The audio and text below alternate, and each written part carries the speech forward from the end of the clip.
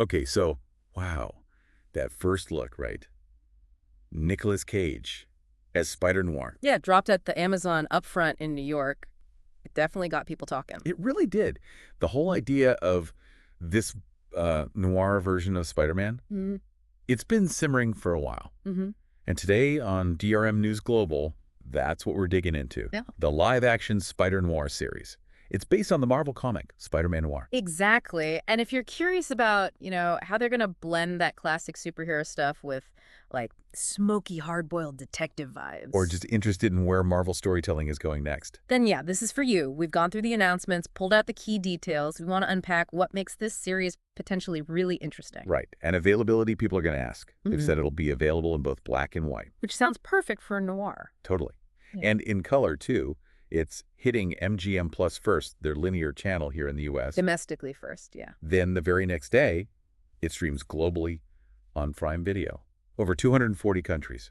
That's quite a rollout. It really is. She has a lot of confidence, I think. And the core idea, it's about an older Peter Parker, right? Kind of Right. down on his luck. Played by Nick Cage, yeah. Yeah. An aging private eye in 1930s New York. But he's got this past.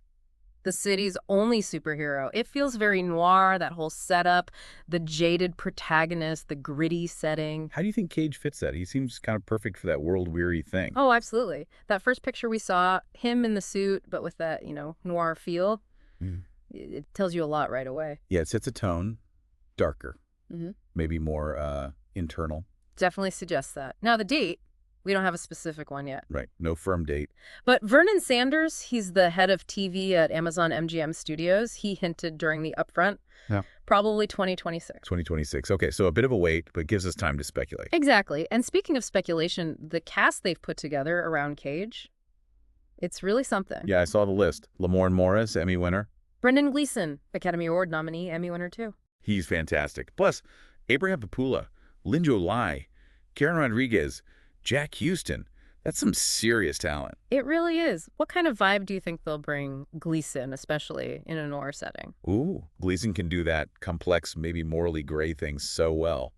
Fits right in. Totally. And Morris, he's got great comedic timing.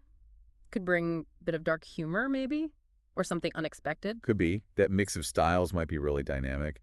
And the guest list is long, too. Lucas Haas, Cameron Britton. Suggests a pretty rich world they're building. For sure. And behind the camera, also very interesting, Harry Bradbeer is directing the first 2 episodes. From Fleabag and Killing Eve. Exactly. Emmy winner. He knows how to handle character and tricky tones. He's executive producing those 2. That definitely signals a certain quality of focus on character and style. It does. And the showrunners, Warren Uziel and Steve Lightfoot. Uziel did The Lost City, 22 Jump Street, kind of genre-bending stuff. Right.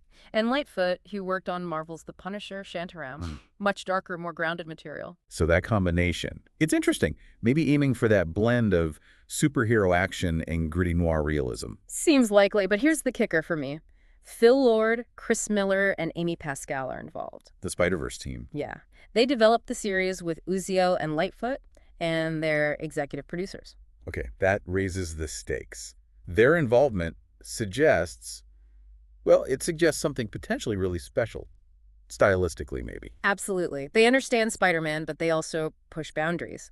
Makes you wonder if we'll see any visual nods to Spider-Verse, even in live action. Could be subtle things. And just for the record, it's a Sony Pictures television production, exclusively for MGM Plus and Prime Video. Good to clarify. So let's talk powers. This Spider-Man, he's not quite the Peter Parker we usually see. Right. He's got the basic super strength, reflexes, agility, the spider sense, wall crawling. All that core stuff is there. But the origin, the context, it's different. Raised by May and Ben during the Great Depression. And bitten by some kind of Spider-God entity in the comics, right? Yeah, more mystical. And losing Uncle Ben still drives him, but it's set against this backdrop of, 1930s hardship. And he fought fascists, Nazis.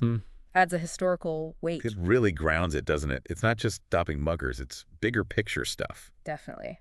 And the webs. No fancy tech. Organic shooters. Sure. From the wrists. Like Tobey Maguire's version. Exactly. It feels more raw, more biological. Which kind of fits the noir thing, maybe? Maybe. Yeah. More visceral. But the biggest departure, I think. The guns. The guns, yeah. He uses pistols sometimes. He's good with them. Yeah. That's not typical Spider-Man. Not at all. What does that say about him, you think? But his world. It suggests it's a tougher world. Maybe the lines are blurrier. He has to make harder choices, perhaps. Seems more pragmatic, maybe more They've gamage. jaded, yeah. Yeah. The whole look reinforces it, the black mask, the gloves, but then the trench coat, the pistol, It's a strong visual, instantly iconic, but different. totally screams noir. So for people wanting to watch this when it lands, Mm. it'll be on Prime Video. Right? And a standard Prime membership is, what, $14.99 a month? Or $139 a year? Yeah, something like that. And it comes with all the other Prime benefits, shipping and stuff. Plus they have discounts, right, for students and... Oh, yeah. Good point. Hmm. Young adults, 18-24, college students, and people on qualifying government assistance, they get Prime access, which is 50% off. That's good to know. And you can always do a free trial of Prime Video, see what's on there. For sure. Yeah. And there's a lot on there besides Spider-Noir. Oh, yeah. Loads of originals, Rings of Power, Wheel of Time, The Reacher. Boys, Cross, lots of big shows. And movies, too, obviously. And you can add other channels through Prime Video, right? Like Max, Apple TV, Plus. Yeah, MGM, plus itself, Crunchyroll, plus all those free fast channels they added. Hundreds of them. So tons of options. Definitely. Okay, so let's kind of wrap the key points. We've got Nicolas Cage As an older, struggling PI Spider-Man in the 1930s. in a live-action series, Spider-Noir. Very noir atmosphere, coming in black and white in color. Likely premiering 2026. First on MGM plus Odd, then Prime Video globally the next day. We talked about that really strong cast, Gleason, Morris, and others. And the creative team Brad Beer directing, Uziel and Lightfoot showrunning, plus the huge involvement of Lord, Miller, and Pascal from Spider-Verse. And we covered how this Spider-Man is different. The organic webs, the historical context. And, crucially, the willingness to use guns sets him apart.